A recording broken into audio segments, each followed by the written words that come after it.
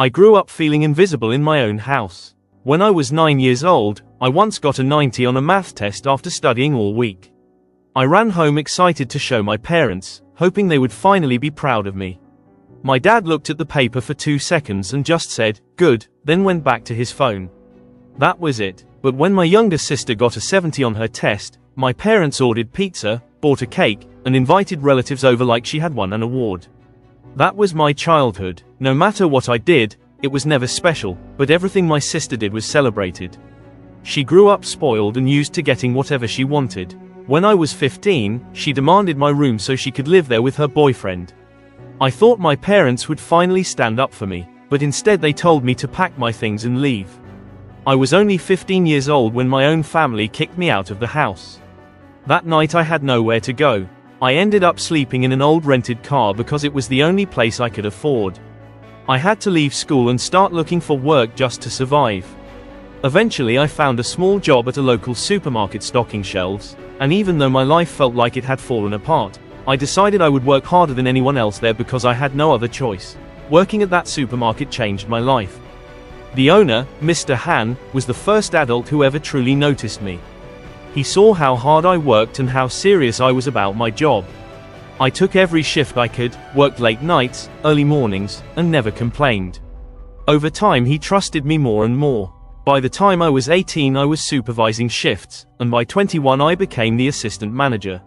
When I turned 25, Mr. Han called me into his office and handed me the keys to the store, making me the manager. I didn't even realize how large his business actually was. He owned more than 100 supermarkets across the country and over 1,000 around the world. When I was 28, Mr. Han became very sick and was in the hospital counting his final days. I visited him often because he had become like a father to me. One day he told me that I was the closest thing he had to a son and that he trusted me more than anyone else. Before he passed away, he revealed that he had signed his entire inheritance over to me.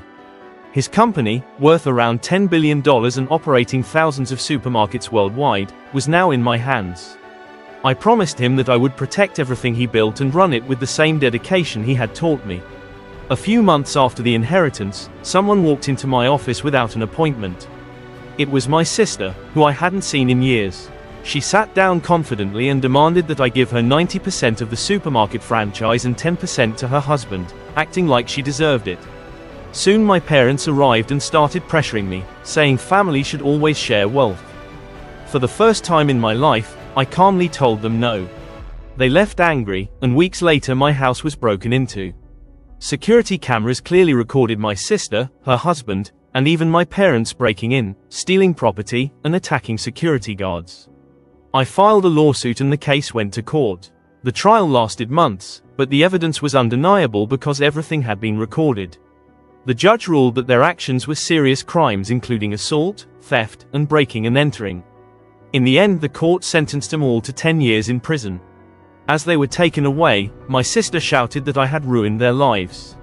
I simply replied that they had done that themselves. Growing up without love was painful, but it taught me resilience. In the end, the boy who was once ignored and thrown out at 15 became the man who carried forward a $10 billion legacy and proved that your past does not decide your future.